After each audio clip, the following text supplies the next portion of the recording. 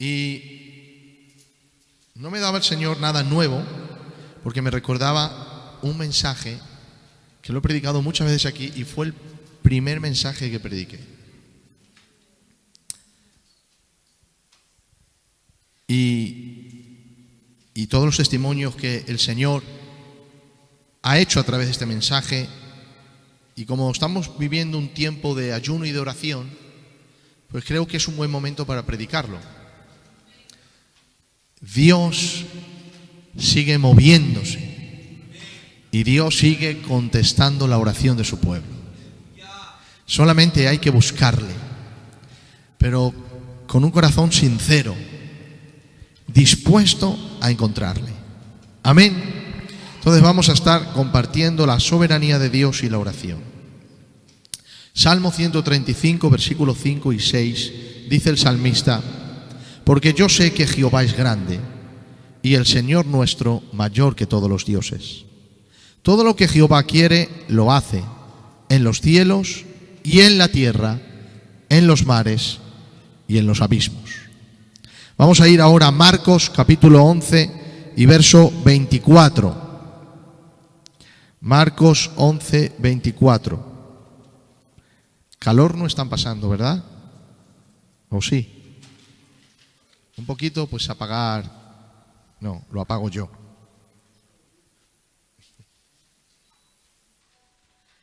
Amén. Marcos 11, 24. Jesús dijo: por eso os digo que todo cuanto rogáis y pedís, creed que lo estáis recibiendo. Qué bonita es esa traducción.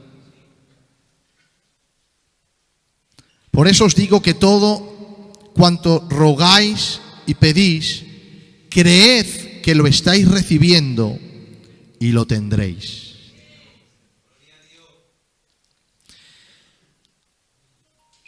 Saben, como he dicho muchas veces, que este mensaje surge de la pregunta: si Dios todo lo sabe, todo lo puede, es soberano, ¿por qué orar a un Dios soberano? Y de esas preguntas el Señor me dio este mensaje.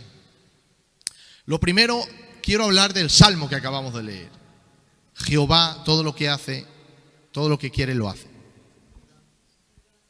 Pero el salmista dice: porque yo sé. Es decir, el salmista sabía a quién estaba orando. No decía yo siento que lo que Dios quiere hace, sino yo sé que lo que Dios quiere lo hace. No hablaba de un sentimiento, sino de un conocimiento.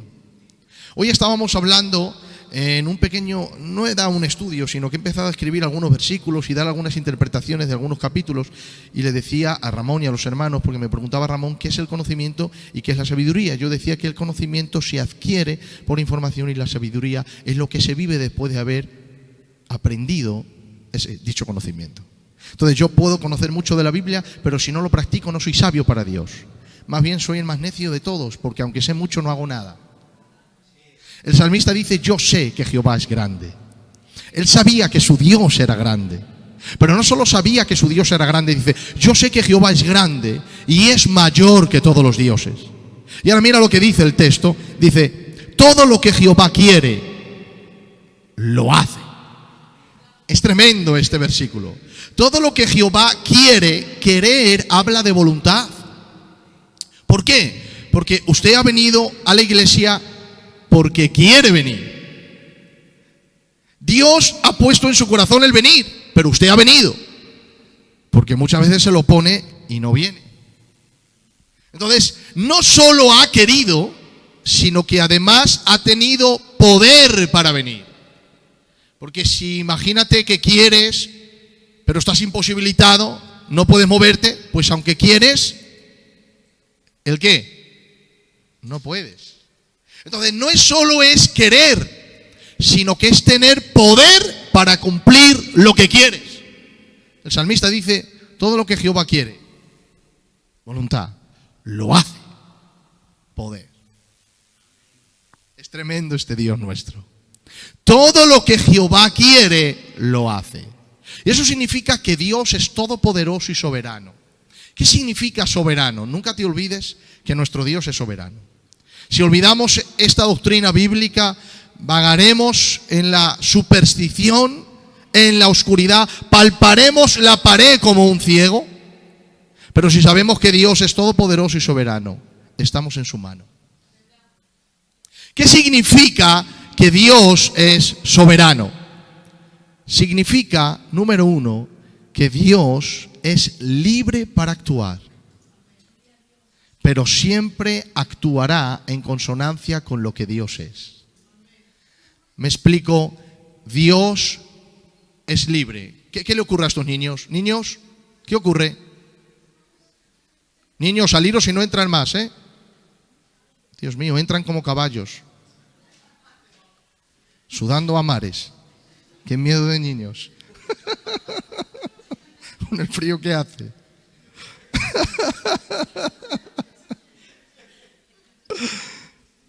Repito. Dios es libre para actuar, pero siempre actuará en consonancia como Dios es. Me explico. Dios es libre. Él se mueve. Pero dentro de su libertad, Dios jamás se moverá haciendo algo injusto. Nunca. ¿Por qué? Porque Él es justo. Dios se mueve, pero en su movimiento Dios jamás pecará. ¿Por qué? Porque Él es santo. Dios se mueve, pero en su movimiento jamás mentirá. Porque Dios es la verdad. Entonces, no hay circunstancia en la vida que hayas pasado, por muy fuerte que consideres, que sea una injusticia de Dios para ti.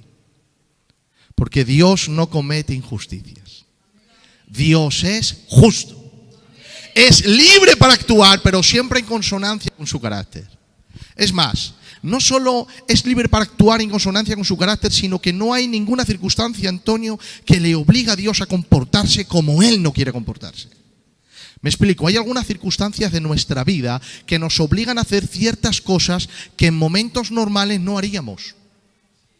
¿No te ha pasado que en momentos normales tu carácter es diferente a una circunstancia que te ha presionado la vida? Es entonces cuando te comportas de manera como tú no eres. Hay gente muy mentirosa, dada la mentira. Hay otras personas que no son mentirosas, pero en algún momento de su vida han mentido porque la circunstancia le ha obligado a hacerlo. Digo entre comillas, porque si uno quiere se mantiene siempre en la verdad. Pero le ha obligado, entre comillas, a hacer lo que no quiere hacer. ¿Quién te obligó? La circunstancia. A comportarte como tú no eres. Bueno, no hay ninguna circunstancia que le obligue a comportarse a Dios como Él no es. ¿Por qué? Porque Dios controla todas las circunstancias. Están bajo el control de Dios y no se escapan de la autoridad del Dios Todopoderoso. Por eso había un hombre que decía, si le preguntáramos a la Biblia, ¿quién es soberano? Y preguntáramos a Génesis, Dios saldría en Génesis y dijera, yo soy soberano. ¿Por qué? Creé cielos y tierra sin que nadie me dijera nada, me indicara nada por mi propia voluntad. Libro de Éxodo, ¿quién es el soberano? Yo soy un soberano. ¿Por qué? Porque yo determino cuándo mi pueblo tiene que salir de Egipto y meterles en el desierto y guardarles 40 años. Libro de Números, ¿quién es el soberano? Yo soy el soberano. ¿Por qué? Por su pecado dejo que mueran 600.000 en el desierto. Reproduzco otros 600.000 y lo meto en la tierra prometida. Libro de Levíticos, ¿quién es el soberano? Yo soy el soberano. ¿Por qué? Determino cómo se me tiene que adorar. ¿Cuáles son las normas de venir a mi presencia? ¿Cuáles son las leyes de hacerme culto en el desierto? Libro de Deuteronomio, ¿quién es el soberano? Yo soy el soberano. ¿Por qué? Porque la misma ley que di a los padres decidí que fueran para los hijos. Libro de Josué, ¿quién es el soberano? Yo soy el soberano. ¿Por qué? Determino el tiempo, la hora y el momento que los de Canaán tienen que dejar su tierra. Y que el pueblo de Israel, que no trabajó por ella, hereda una tierra que no ha trabajado por ella. Y la pregunta sería el por qué. Y la respuesta está en Salmo 24. De Jehová es la tierra y su plenitud, el mundo y los que en él habitan. Todo le pertenece a Dios y por eso Él lo hace de acuerdo a su voluntad. Salmo 50 dice, si yo tuviese hambre no te pediría a ti de comer, porque mío es el mundo y su plenitud. Súmeme un poco esto, por favor. Entonces Dios es soberano. Pero no solo es soberano, sino que además Dios lo sabe todo. esta mala temporada que tú vives en Dios ya la conoció cuando estabas bien. Es decir, que no es, ahí está bien, que no es una sorpresa para Dios el que ahora no estés andando en santidad. Cuando estabas viviendo en santidad decías, estoy bien contigo, Señor, todo va bien, tú me vas a bendecir. Dios te veía en el 2022 arruinado. Porque no hay sorpresas para Dios. Lo que sí te digo es que tu pecado no le defrauda. Tu santidad no le asombra. Tu arrepentimiento le hace sonreír.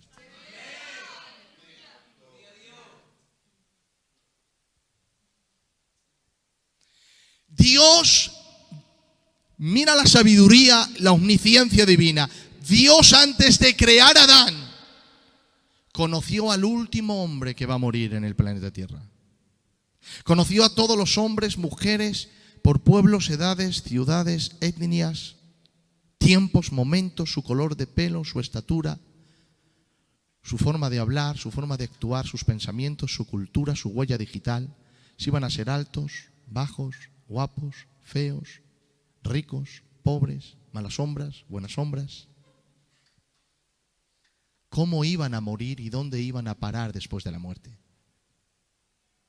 Es decir, Dios lo sabe todo. Entonces, puede todo, lo sabe todo, controla todo, es todopoderoso. La pregunta es, ¿para qué orar a un Dios así? No le puedo convencer, no le puedo enseñar, no le puedo obligar. No puedo decirle, tienes que hacer esto, Dios, porque Él dice, no, porque yo en fuerza te gano.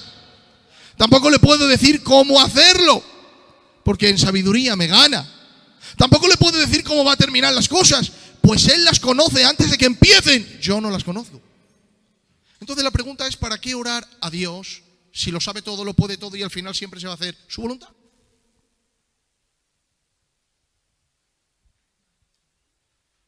Vamos a entrar en la oración. Cuando Dios me dio esto, a mí me cambió la vida. Número uno, Dios no te dio la oración para darte cosas. Dios creó la oración para tener encuentros. Porque lo que Dios te da no te cambia. Un encuentro con Dios sí te cambia. Por eso hay personas que han venido con su niño o su mujer o etcétera, enfermedad, pobreza, y Dios les ha bendecido y no se han convertido.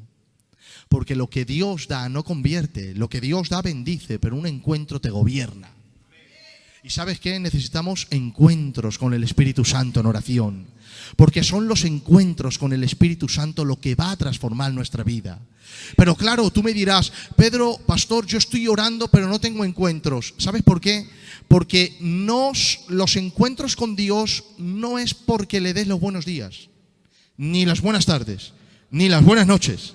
Para tener encuentros con Dios, y esto lo sabemos quienes experimentamos la vida de oración, para tener encuentros con Dios la oración tiene que ser, número uno, presente. Número dos, constante. Número tres, creciente.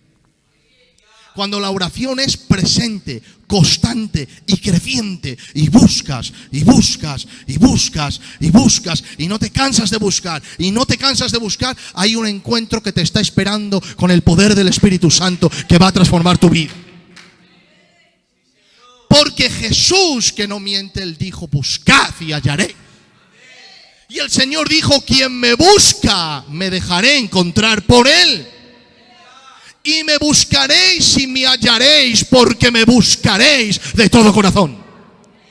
Mirad, hoy estábamos hablando ahí y hemos dicho de que no teníamos hambre y llevamos unos días de ayuno comiendo por la noche, y les he dicho algo muy fácil y psicológico. Si tú duermes mucho, quieres dormir mucho. Si tú comes mucho, quieres comer mucho. Si tú no comes, no quieres comer. Si tú andas, quieres andar más. Y eso funciona en la vida espiritual. Si tú oras, quieres orar más. Si tú ayunas, quieres ayunar más. Si tú buscas, quieres buscar más. Y hay una cosa, cuando cuando hacemos algo consciente, presente y creciente. Y es que al final terminas haciéndolo de corazón. Puede ser que no empiece de corazón, pero terminas haciendo de corazón porque te estás involucrando en aquello que estás haciendo. Y si empiezas a buscar a Dios de una manera presente, continua y creciente, usarás el corazón para hacerlo. Y cuando usas el corazón, ese es el punto de contacto con el Espíritu para que haya encuentros divinos.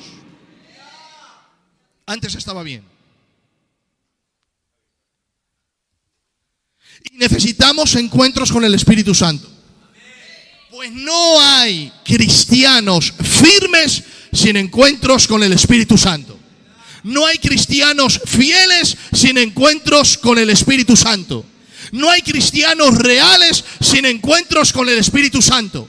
El Espíritu Santo quiere tener un encuentro contigo y quiere tener un encuentro conmigo, pero Él es soberano y ha dicho cómo quiere tener ese encuentro. ¿Y sabes qué ha dicho? Buscadme. Ahora, ¿tú quieres tener un encuentro? Búscale. Es que no hay más. Tú búscale y Él se dejará hallar por ti. Y cuando tú hallas a Dios, Él te transforma a ti. Por eso necesitamos encuentros con el Señor. Está bien, Javi, no lo toques más. Gracias por vuestra, pero está bien ya. Yo sé cuándo, porque si no la garganta no puedo. Necesitamos encuentros con el Espíritu Santo. Sin esos encuentros no va a haber una vida estable.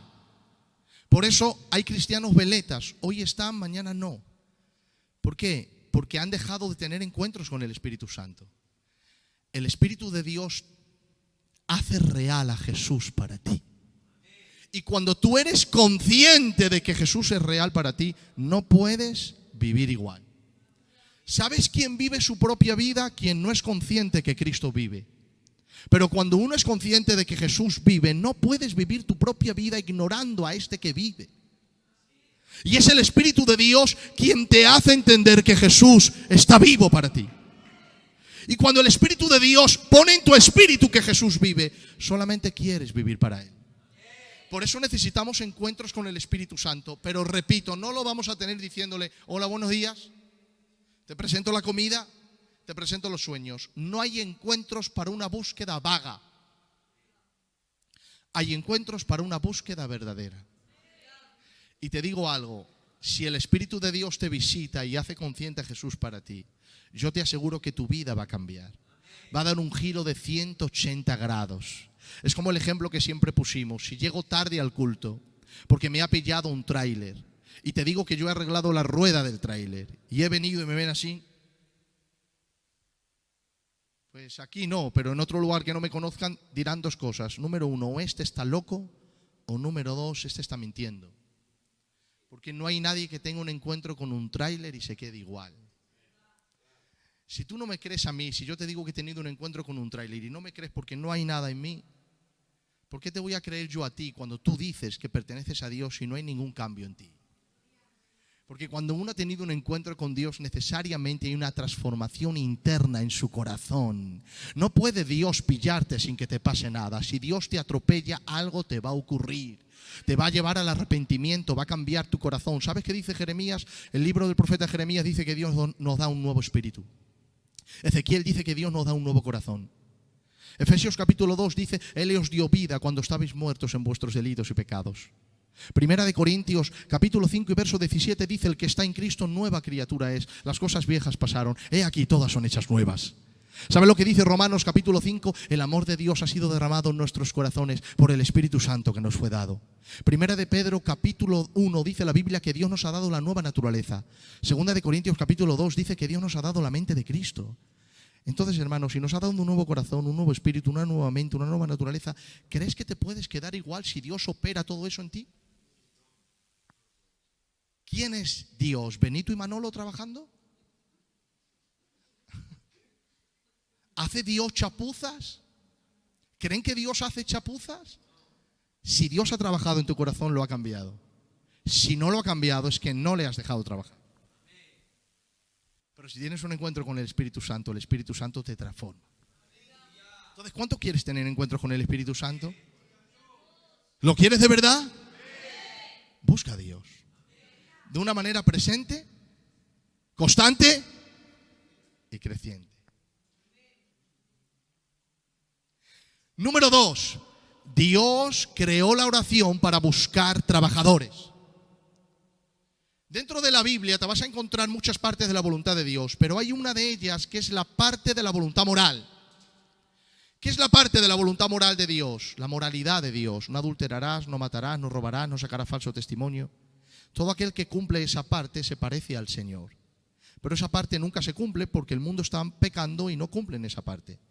¿Por qué no se cumple? Porque depende del hombre para que se cumpla y el hombre no la cumple. Luego está la parte de la voluntad decretiva. ¿Qué es la voluntad decretiva? Es cuando Dios da un decreto. Por ejemplo, Jesús dijo: "He aquí, yo vengo en breve". Jesús va a venir. Lo crea el mundo o no lo crea, incluso lo crea la iglesia o no lo crea, Jesús va a venir. Porque es un decreto de Dios. Entonces, la parte de la voluntad moral de Dios nunca se cumple porque depende del hombre. La parte de voluntad decretiva siempre se cumple porque depende de Dios. Pero atención a esto, entre la parte de la voluntad moral y entre la parte de la voluntad decretiva está la voluntad asociativa. ¿Qué es la voluntad asociativa? La voluntad asociativa es aquellas cosas que Dios hubiera podido hacer él solo, pero no ha querido hacerlo solo a través de un decreto, sino que ha querido contar contigo para usarte a ti, para llevar a cabo sus planes en la tierra. Y uno de los planes que Él ha diseñado en su soberanía es la oración. Por eso se dice que la oración mueve la mano de Dios, y créanse lo que mueve la mano de Dios. Lo mueve no porque la oración instigue o obliga a Dios a hacer lo que Dios no quiere, es que mueve la mano de Dios porque Dios en sus propósitos ha dicho: el que quiera que yo me mueva simplemente tiene que orar. Hay a veces y muchas veces que Dios se mueve sin oración, pero hay muchísimas veces que Dios se mueve en oración. Es más, me atrevo a decirte desde aquí, desde este púlpito, que la mayoría de las cosas que Dios hace no las quiere hacer solo, las quiere hacer a través de la asociación de la oración. Salvaciones, avivamientos, liberaciones, milagros, sanidades, muchas cosas, bendición en el matrimonio, bendición en la casa, bendición en los hijos, bendición en muchas áreas, creo que están ubicadas dentro de la soberanía de Dios en la oración del pueblo. Y si no hay oración, Dios no lo va a hacer. No porque Dios dependa de la oración, es que Él ha dicho que eso se mueve en la oración. Por eso te vas a encontrar que Elías, después de que Dios le dice: habla al rey Acab de que yo voy a enviar agua. ¿Qué es lo que hace Elías? ¿Se va a hablar al rey? ¿Qué es lo que hace? Se va a orar. Pero yo pregunto, ¿Dios le dijo que hablara o que orara?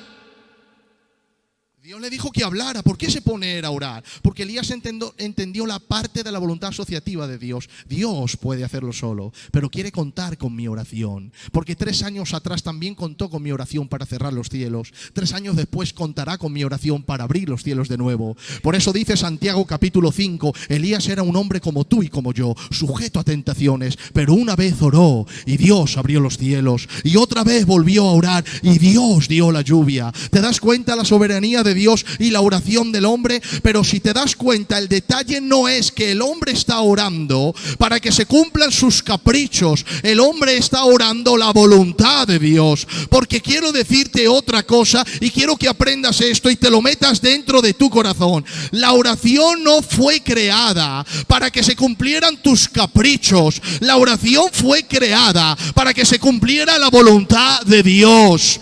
No es que vas a obligar a Dios a hacer lo que Él no quiere hacer. La oración no es que le echo un pulso al Todopoderoso para obligarle a hacer lo que yo quiero hacer. Él no quiere hacerlo y al final lo hace. No, la oración es el esfuerzo para asimilar lo que Dios quiere hacer y lo quiere hacer a través de mí. Por eso te vas a encontrar que Pablo dice, mira qué palabra tan extraña: ayudarme delante de Dios en oración. ¿Cómo que ayudarme delante de Dios en oración? ¿Es que tenemos que ayudarte para que Dios te ayude? ¿Por qué tenemos que ayudarte? ¿Para qué? Dice Pablo, para que predique con poder. Yo digo, vamos a ver, Pablo, ¿quién te llamó al ministerio? ¿Yo o Dios? Dios. ¿Quién te convirtió? ¿Dios o yo? ¿Quién te llamó apóstol? ¿Dios o yo? Pues si Él te llamó, si Él te comisionó, que Él te dé la palabra. Pero Pablo dice, no entiendes, Pedro, la parte de la voluntad asociativa. El Dios que lo puede hacer solo ha contado con la oración de su pueblo. Él quiere que su pueblo ore para que yo pueda recibir lo que el cielo tiene preparado para mí. Es decir, en pocas palabras, escucha esto, la oración es el vientre fértil que Dios ha creado en la tierra para poner sus planes diseñados en el cielo, y su pueblo empuja para que la oración los dé a luz.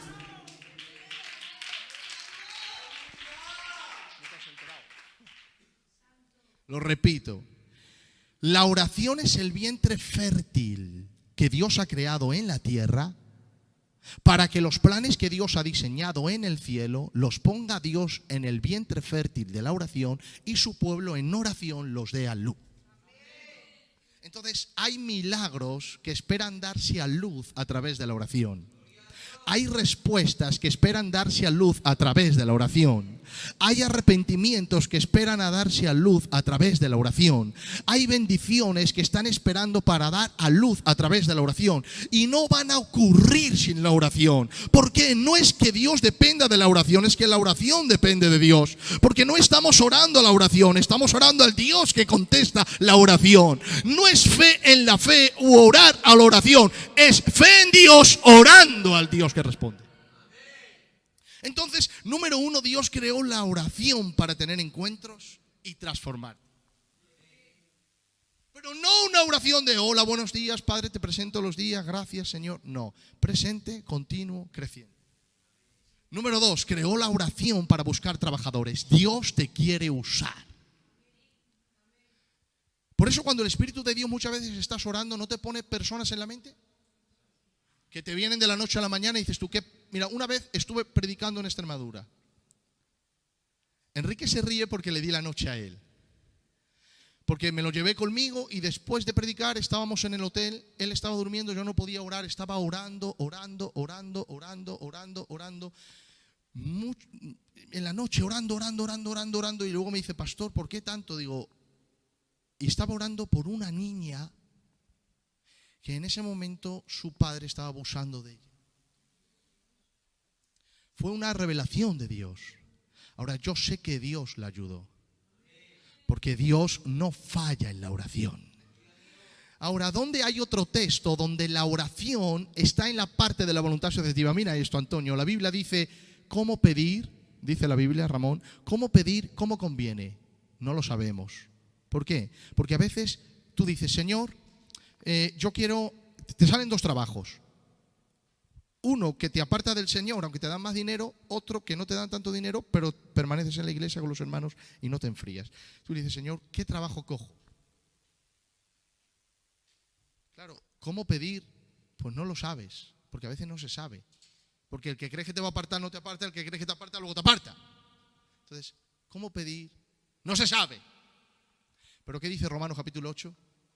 El Espíritu Santo intercede con gemidos indecibles de acuerdo a la voluntad de Dios. ¿Por qué dice de acuerdo a la voluntad de Dios? Mirad qué paradoja tan tremendo y qué misterio tan impresionante de la oración. Escucha esto. La Biblia dice que Dios hay cosas que no da porque no se la pedimos. Santiago capítulo 4 dice, no tenéis porque no pedís. Entonces, hay cosas que yo tengo que pedir, ¿para qué? Para que Dios me las dé. Y si no se las pido, es de palulitos esto. Pues no las recibo, ¿no? Claro. Yo tengo, voy a pedir al pastor 20 euros. Pues a lo mejor me sale de mí dártelos, pero si no me lo pides, pues a lo mejor lo más seguro es que no te lo dé. Con Dios pasa igual. Dios tiene cosas para darte, pero espera que tú se lo pidas. Pero es que hay otra cosa. Resulta, Antonio, que si se lo pides, si no está en su voluntad, tampoco no te lo da. Es decir, tienes que pedir para que te dé. Pero no solo pedir, tienes que pedir lo que Él quiere darte. Ahora la pregunta es, ¿cómo pido lo que yo sé que Él me quiere dar? Como eso no lo sé, dice Romanos, el Espíritu Santo viene a nuestros corazones con gemidos indecibles pidiendo la voluntad de Dios.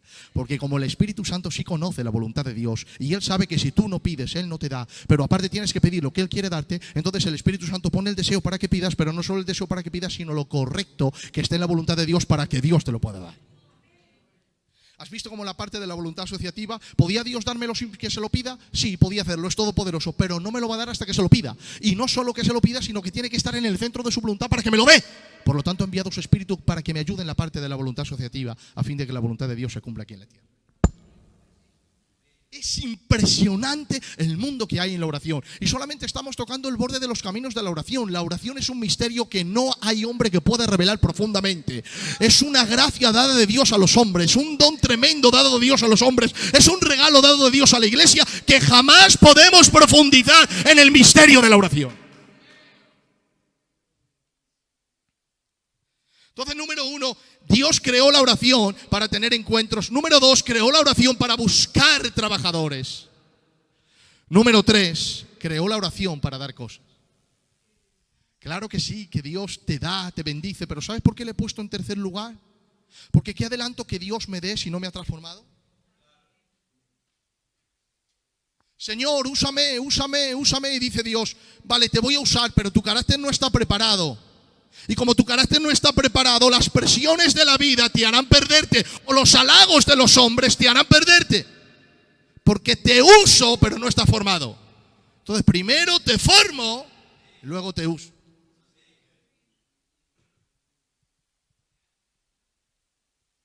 Ahora bien, Dios creó la oración para tener encuentros, creó la oración para buscar trabajadores, creó la oración para darte cosas. ¿Cuántos quieren tener encuentros? Ora. ¿Cuántos quieren ser usados por Dios en la voluntad asociativa de Dios? Busca al Señor. ¿Y cuántos quieren recibir cosas de Dios? Pídeselas en oración. Ahora, ¿por qué Dios no contesta oraciones? Mirad, hermanos, lo que voy a decir no siempre es así, pero la mayoría de las veces sí. Dios no contesta oraciones cuando hay pecado no confesado, no arrepentido. ¿Sabes por qué? Porque Dios es justo, castiga el pecado. Dios es santo, está apartado del pecado, pero Dios también es maestro. No hay nada que favorezca más a alguien que su maestro le apruebe. ¿Os acordáis de aquella nota que estaba uno tocando el violín y se puso todo el mundo de pie y todo el mundo aplaudiendo? Y dice que el del violín estaba así, callado, sin mirar a nadie, triste. Y de pronto se le acercó uno y le dijo, está todo el auditorio de pie, está todo el mundo aplaudiendo, chiflando, eres el mejor. Y dice, me siento nada. ¿Por qué? Dice, porque enfrente mía está quien me enseñó, mi padre, que todavía está sentado y todavía no le he visto hacer nada. Era el aplauso de su padre, de su maestro, la aprobación para aquel discípulo. Cuando Dios te bendice y te contesta una oración, te sientes amado, protegido y bendecido.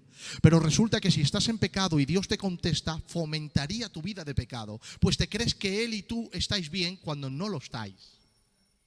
Y como no lo estáis, entonces Dios, ¿qué es lo que hace el Señor? Lo que hace el Señor es guardar silencio. Guarda silencio. Quizá cuando empiezas a vivir una vida de pecado y te permites ciertos desórdenes, no te das cuenta que el Señor ha guardado silencio. Pero cuando pase el tiempo te darás cuenta que el Señor ha guardado silencio y ha ausentado su presencia de tu oración. Era lo mismo que le pasó a la mujer del profeta Oseas. El profeta Oseas está bien casado, está tranquilo, pero la Biblia dice que la mujer se va con otro hombre. Cuando el otro hombre la deja, le dice Dios al profeta, cógela y métela en casa. Y la mete en casa y la perdona. Pero pasa el tiempo y la mujer se vuelve a ir con otro hombre. Y entonces le dice, el Señor se ha ido con otro hombre y el otro hombre le ha dejado. ¿Qué hago yo ahora? Y le dice Dios, cógela, métela en casa, pero no la hables. La mete en casa, viene ella por la mañana, buenos días, la voz de Dios, no la hables. Por la tarde, buenas tardes, la voz de Dios, no la hables. Por la noche, buenas noches. ¿Quieres comer? ¿Quieres desayunar? Y la voz de Dios, no le digas nada. Señor, ¿qué estás haciendo? ¿Sabes qué? Hay algo que nosotros damos muy común, pero que es la expresión de amor más grande. Es el habla. De hecho, cuando te enfadas con alguien, lo primero que le quitas, ¿qué es? Le quitas lo más valioso que tienes porque te hirió. Y de la otra forma se lo da más tranquilo porque no estabas herido. Lo que le estaba diciendo Dios al profeta, esta mujer no ha sabido valorar lo que yo he hecho. Y como no ha sabido valorarlo, entonces quítale lo que más preciado le dabas, el habla. Para que ella compruebe de que tú la habías amado. ¿Sabes? Cuando Dios te habla, te muestra que te ama. Y nos mostró que nos amaba, porque la Biblia dice que Jesús es la palabra de Dios. La palabra de Dios se hizo carne y habitó entre nosotros. Dios nos habló en Jesús. Por eso cuando Dios guarda silencio, te está diciendo, hay pecado no arrepentido. Indaga, busca en tu corazón, confiésamelo a mí y pide perdón. Entonces, número 1, Dios no contesta cuando hay pecado no arrepentido. Número 2, Dios no contesta donde no hay fe. Mirad, este segundo punto es un punto muy polémico. Porque últimamente los predicadores, por ejemplo, ponen la mano y le dicen al enfermo, ¿no ha sido sanado? No, porque no tenía fe. Entonces siempre dicen, claro, el predicador dice que no tenía fe, pero hermano, yo veo eso en la Biblia. Yo le veo a Jesús no sanar porque no había fe. Yo veo eso en la palabra de Dios.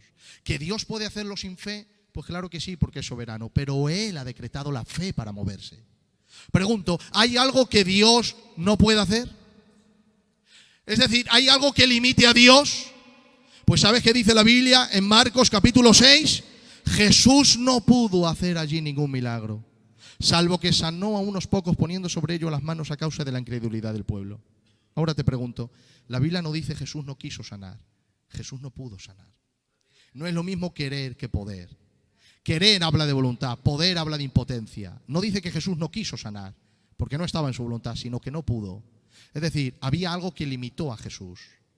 Y dice la Biblia la causa, a causa de la incredulidad del pueblo. Mirad, hermanos, si hay algo que a mí me limita, es porque es más fuerte que yo. Pregunto, ¿es más fuerte la incredulidad que Jesús? Entonces, ¿por qué Jesús no pudo? Si algo limita a Jesús, ese algo es más fuerte que Jesús. ¿Por qué Jesús no pudo? Os pongo un ejemplo. Yo le digo a Enrique, no tengo agua, no tengo dinero. Él me dice, yo tampoco, pastor. Y yo le digo, pues mira, ves al chino y roba una botella de agua.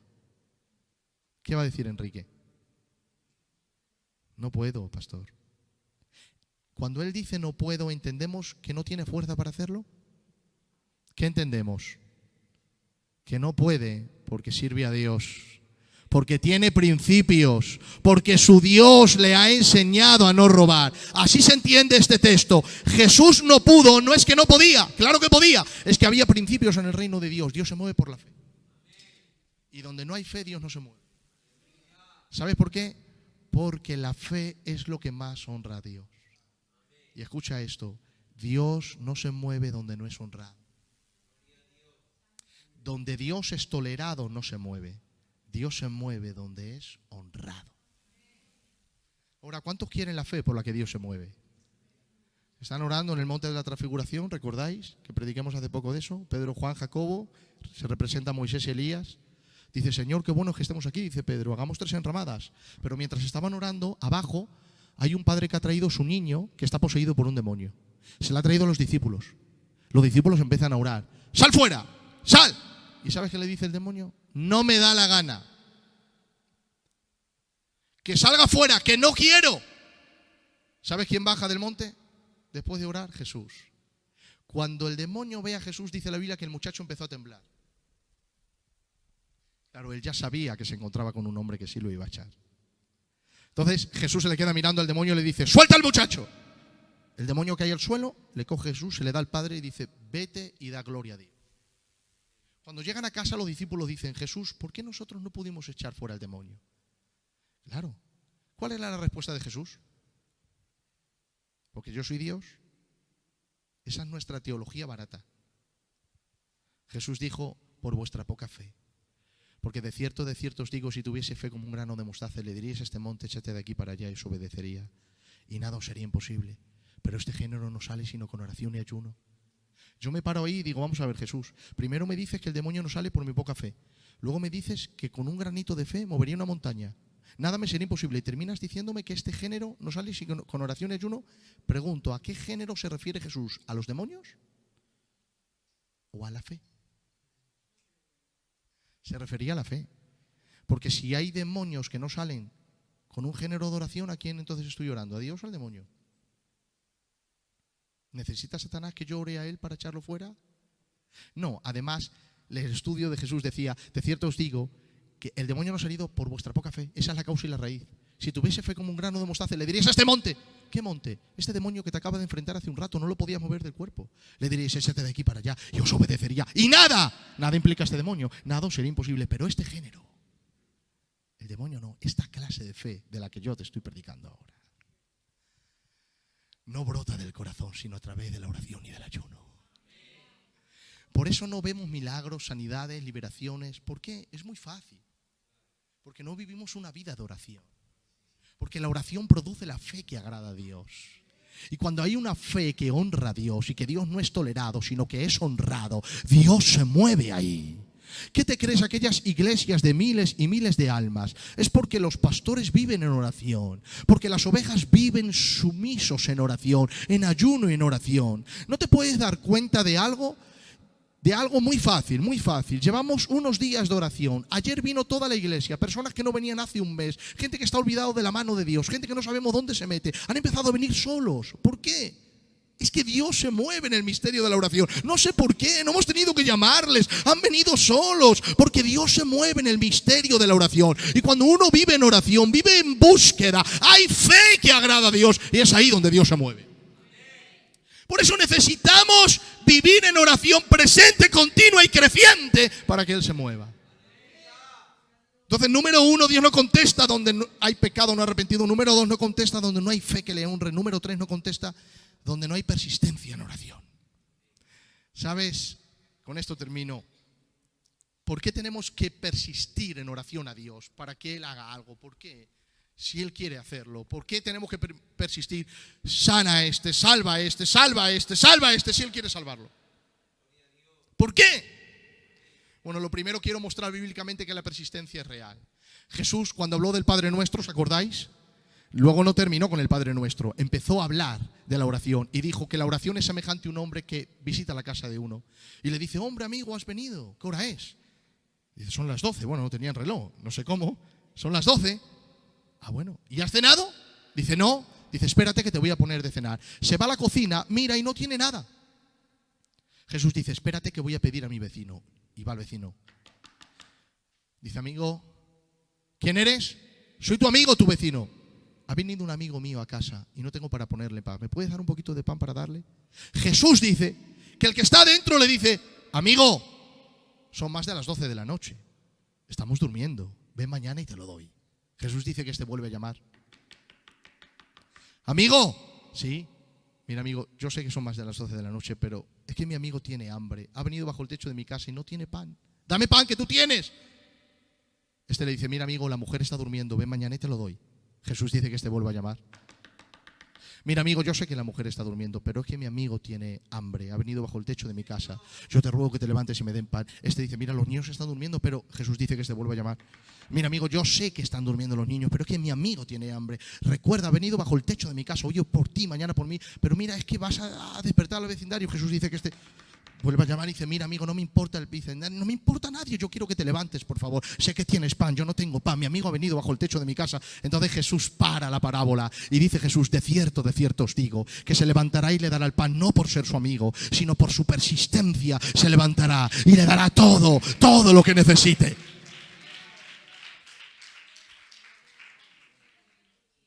¿Sabe lo que Jesús dijo?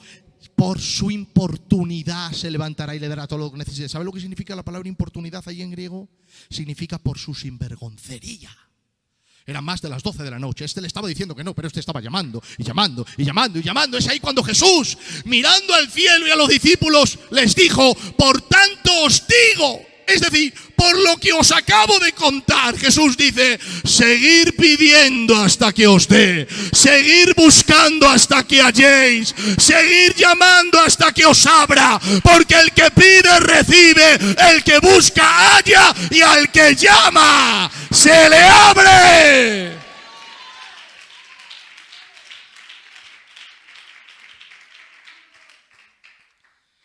Esa es la parte teológica y verdadera de la persistencia. Jesús enseñó esa, pero es la parte teológica de la verdad. Hay que persistir. Pero ¿y la parte de la persistencia lógicamente. ¿Por qué hay que pedir a Dios y pedir lógicamente? ¿Por qué? Número 1, no hay nada que transforme más la vida que vivir cerca de Dios. Cuando Dios tiene algo para darte y tú vienes a pedírselo y Él te lo da, thank you, y te vas. Dios dice, mira, voy a postergar las gracias y voy a guardar el regalo detrás de mis espaldas. Pasa tiempo conmigo. Porque si pasas tiempo conmigo, te enamorarás de mí más que de lo que tengo. Te olvidarás de por qué viniste al encontrarte conmigo. Porque la persistencia en la búsqueda de la comunión con Dios transforma una vida por completo. Entonces sigue pidiendo. Has venido a buscar, sigue pidiendo, persiste, pero yo te voy a transformar. Yo te voy a cambiar. Yo te voy a enamorar.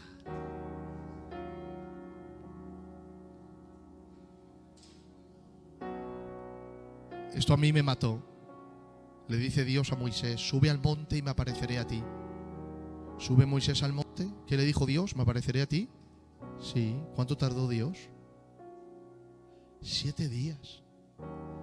¿Qué hace Moisés 7 días en el monte? Por la noche frío, por el día calor. Mira a derecha, no está Dios. A la izquierda no está Él.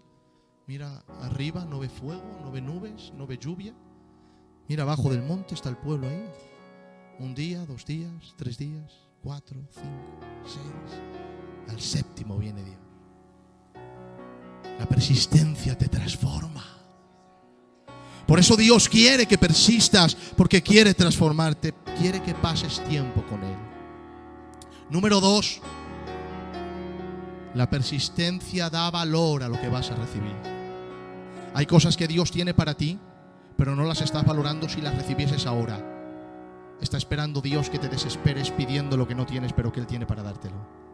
Para que cuando te lo dé, lo valore. Dios tiene muchas bendiciones para nosotros, pero está esperando que le digas, Señor, por favor, dámelo, dámelo. Y cuando estés preparado, el Señor te dirá, ahora lo vas a valorar. Porque la persistencia da valor a lo que vas a recibir. Número 3, la persistencia limpia tus motivos. ¿Por qué le estás pidiendo a Dios lo que le estás pidiendo? ¿Por qué le estás diciendo a Dios lo que le estás diciendo? ¿Sabes? Mira esto, qué tremendo. Dice el libro de Santiago, capítulo 4, oh almas adúlteras, que pedís y no recibís porque pedís mal para gastar en vuestros deleites. Digo, vamos a ver, ¿qué tiene que ver la oración con el adulterio? Oh almas adúlteras, que pedís y no recibís porque pedís mal para gastar en vuestros deleites. ¿Qué tiene que ver? Pues es muy fácil, es como que la mujer le dice al marido, dame 20 euros que me voy a comprar un pantalón para que me vea mi querido. O sea, me pides algo a mí para que lo vea otro. Dice el apóstol, oh almas adúlteras, que pedís y no recibís porque pedís mal para gastar en vuestros deleites. Esas oraciones egoístas no serán contestadas. Las oraciones que serán contestadas son las oraciones que están bajo el Espíritu Santo, con motivos sinceros, vírgenes como la Virgen María, que se hagan para la gloria de Dios. Número 4, la persistencia fortalece tu fe. Cuando vives cerca de Dios, el Espíritu de Dios te fortalece. Y cuando vienen vendavales a tu vida, permaneces porque está la fe de Dios en ti. Y número 5, con esto termino. La oración, sí o sí, no existe otra posibilidad, te convierte en una bendición de Dios para tu casa. Mirad, ¿quieres ser de bendición? No lo puedes ser sin oración. Sin oración serás un aguijón para tu casa. ¿Quieres ser de bendición? Tienes que orar. Con esto termino. Ustedes ya han escuchado mucho esta historia, pero me alegro de contarla de nuevo, porque estamos en ayuno y en oración y creo que Dios va a hacer grandes cosas. ¿Sabéis por qué nacimos? Evan Robin de Inglaterra, orando, Espíritu Santo, por amor a Jesús, envía un avivamiento.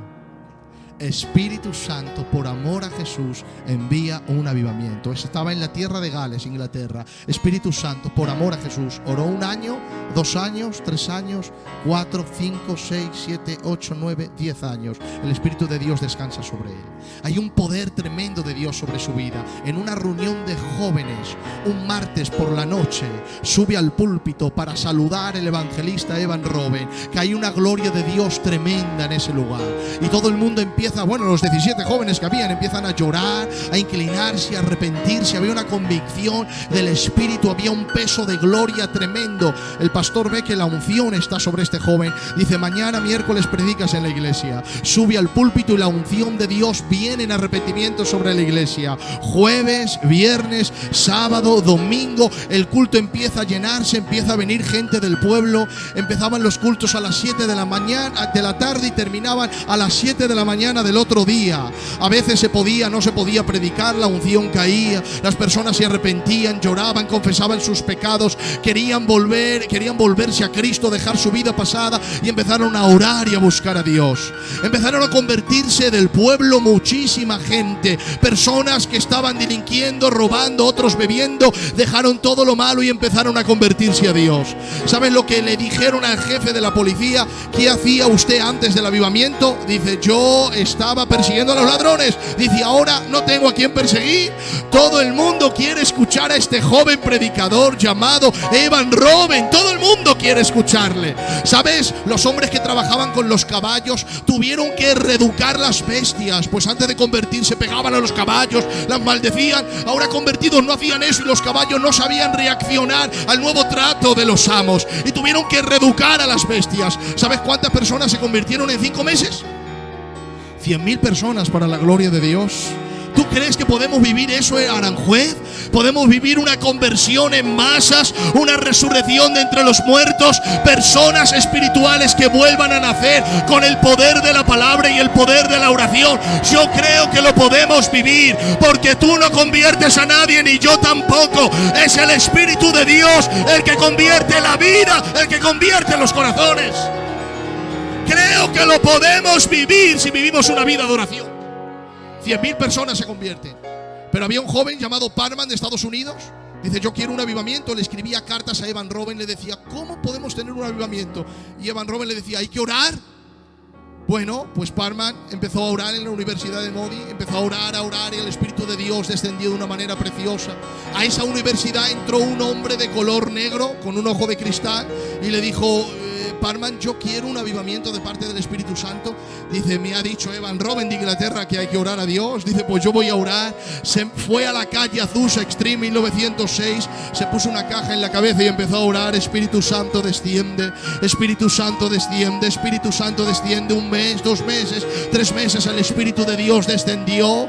¿Sabes cómo se llama ese avivamiento? Avivamiento pentecostal. Todos los hombres y mujeres que entraban a esas chozas caían arrepentidos a los pies del Señor. Mujeres se encendieron en fuego con el poder del Espíritu Santo, salieron a evangelizar en las calles. Matrimonios dejaron su ciudad y se fueron a otras ciudades a predicar el Evangelio. A través de ese avivamiento se constituye Asambleas de Dios.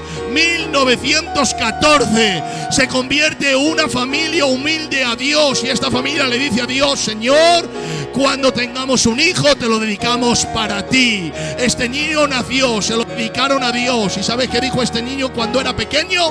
Dijo: Señor, cuando yo sea mayor predicaré a los pobres. Cuando él se hizo mayor, la voz de Dios vino a su encuentro y le dijo: ¿tú me dijiste que ibas a predicar a los pobres? Dice: sí. Le dijo el Señor: pues vete a Francia, que hay unos gitanos muy pobres, muy pobres, muy pobres, pero que yo los quiero hacer muy ricos, muy ricos, muy ricos en Cristo. Ese hombre se llamaba, ¿cómo se llamaba? Le Cosset, el apóstol de los gitanos. Predicó en Francia los gitanos. Los gitanos se convirtieron al Señor. Había 7 hombres de España que habían ido de trabajar a España a Francia, y allí recibieron el Evangelio. ¿Cómo se llamaban? Jaime Castro Emiliano, Joselito, marido, ahí estaban las aljabas de Dios, preparadas antes de la fundación del mundo, pero en la voluntad asociativa de Dios, dispuestas para ser tomados a través de la vida de la oración de Evan Robben, de Parman y de Seymour Muller. Esas oraciones llegaron años después, a 1954, a los gitanos de Francia. Y cuando los gitanos de España recibieron el evangelio en Francia, ¿qué hizo Jaime Castro Emiliano y Joselito? Se vinieron a España a predicar el poder que habían recibido en Francia, el poder de una vida que ora, que clama, que le busca a Dios. Oh, yo espero al Espíritu que Él haga cosas tremendas. Yo quiero que el Espíritu Santo haga cosas tremendas. Lo deseo, lo anhelo, lo quiero, lo oro y lo recibo por la fe. Aquí no había nadie convertido. Esos 7 gitanos vinieron. Jaime entró en Balaguer, Emiliano en Castilla, Joselito en Sevilla. Iglesias, predicadores. Emiliano se fue a Portugal, predicó la palabra, oró por una niña que estaba sorda, ciega, muda y paralítica. La sanó el Señor. Luego se convirtió en su nuera, se casó con su hijo. La Talía hizo de esa niña en una obra de teatro. Aleluya. Vida y Luz, que es Francia, han llegado a más de 60 naciones en el mundo. Aquí hay más de 5.000 predicadores, muchas almas salvadas, mucha gente que ya habita en el cielo, que recibió el poder del Señor porque recibieron la predicación de la oración de un joven que cuando nadie quería orar, él de rodillas decía: Espíritu Santo, por amor a Jesús, envía un avivamiento a Gales. Dios lo hizo. Salvado millones y millones de personas. ¿Sabes por qué? Porque no hay oraciones olvidadas. Hay oraciones acumuladas y respondidas en el momento de Dios. Sí, hay personas en tu futuro que van a ser bendecidas con tu oración. Nietos tuyos, bisnietos tuyos, tataranietos tuyos que van a ser bendecidos a través de tu oración. Ora por tus generaciones, ora por tus nietos, por tus bisnietos, por tus tataranietos. Ora por ellos, porque no hay oraciones olvidadas. Hay oraciones acumuladas y respondidas en el tiempo de Dios. ¿Sabes? Evan Robben levantó un evangelista llamado Cliff. Mira esto, Antonio. Este evangelista Cliff fue muy usado, no a la par de Evan Robben, pero muy usado. Mira, escucha esto, Pepe. Evan Robben levantó a Cliff, muy usado por el Señor en el avivamiento de Gales. Cuando pasó el tiempo, este anciano, los que no son gitanos en el ministerio, se jubilan. Ya estaba jubilado, pero había un joven que había leído la biografía de Cliff, cómo Dios le usaba. ¿Sabes? Providencialmente un avión se rompe. Ese avión descansa en Gales. Ese joven está allí. El comandante dice: pueden pasear por la ciudad 4 horas hasta que se arregle el avión. Pasea por la ciudad. Y cuando está andando, tío Rafa, ¿sabes qué ve? Un letrero que dice: aquí vive el evangelista Cliff. Él, que había leído la biografía, saltó una valla, tenía 25 años de edad, llamó a la puerta y salió una anciana. Le preguntó a la anciana: ¿vive aquí Cliff? Dice: sí. ¿Vive todavía? Sí. ¿Le puedo ver? No. El evangelista le dice a la anciana: deja entrar al muchacho. El muchacho entra y cuando ve al evangelista, los ojos se le rasan de lágrimas. Se sienta a su lado y le dice: cuéntame, ¿qué pasó en Gales? Wow, hijo, pasó esto. El Espíritu de Dios se movía, los borrachos dejaba la borrachera, dejaba la droga, impresionante. Y de pronto cae de rodillas el joven y cae de rodillas el anciano. Le pone las manos en un abrazo y le dice al Señor: Padre, la unción que tú me diste en Gales, dásela a este joven. Le suelta. Una semana después, el viejo evangelista muere. Pero el joven evangelista se queda con el manto como Elías y Eliseo. Este joven evangelista se ha ido a África a predicar a los de color. Ha hecho campañas de más de 5 millones de personas Se cuenta que en el ministerio de este joven, atención a esto, en el ministerio de este joven, más de 73 millones de personas han aceptado a Jesucristo como Señor y Salvador. ¿Sabes cuánta gente vive en España? ¿Lo quieres saber? Por si no lo sabes. En España somos 48 millones de personas aproximadamente. Mira todas las casas que hay en España, en las ciudades, los pueblos, todas las ciudades, todas las capitales, todas las casas, todos los hijos, todos los niños. Pues en el ministerio de este hombre se cuenta que no España, 78 millones de personas han aceptado a Jesucristo. ¿Sabes quién era este joven? Este joven ya se hizo viejo y ya está con el Señor también. Se llamaba Reinhard Bonnke.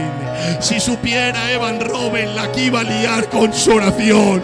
Él no lo sabía, pero mientras el Espíritu Santo le miraba, él decía: sigue orando, que en mi voluntad asociativa traspasaremos pueblos, traspasaremos ciudades, tocaremos casas, levantaremos ministerios, sanaremos la tierra. Sigue orando, Evan, sigue orando, porque en tu oración hay apóstoles, profetas, evangelistas, pastores. Hay pueblos que tienen que recibir la palabra del Señor.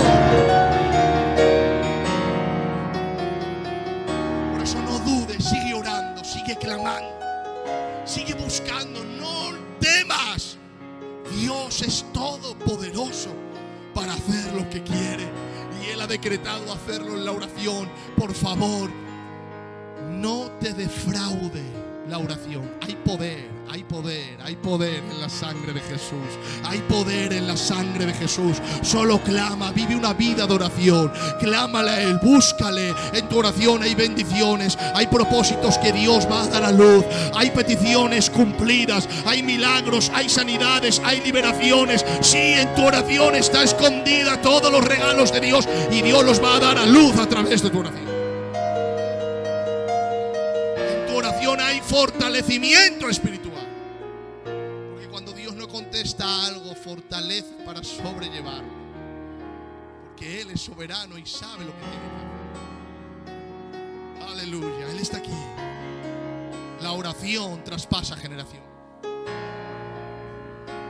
No está sometida al tiempo, está sometida al plan de Dios. Aleluya. Y Dios contesta oraciones de acuerdo a su plan. Por eso sigue orando, sigue clamando. No tengas temor. Pídele, pídele y confía que lo que Él haga, eso es bueno, agradable y perfecto. Dios ha decretado en su soberanía moverse a través de la oración. Hay algo tremendo en este lugar, Hay una unción impresionante en este lugar. Levanta tus manos ahora en el lugar donde estás y clámale y dile: Padre, yo quiero tener una vida de oración.